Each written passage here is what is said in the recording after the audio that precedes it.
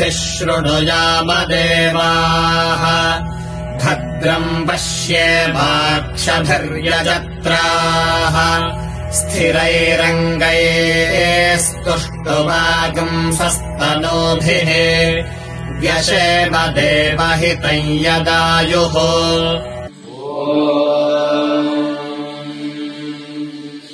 अस्मिन् ओम् शान्तिधाम गुरुकुलस्य ब्रह्मचारिणः सद्विद्या सद्बुद्धि सद्विनयादि सकल सद्गुणप्राप्त्यर्थम् लोककल्याणार्थम् आभारमण्डलदेवाधिदेव आराध्य देवः सूर्यस्य उत्तरायणगमने मकरसङ्क्रान्तेः विशिष्टहोमाख्यम् कर्म करिष्ये।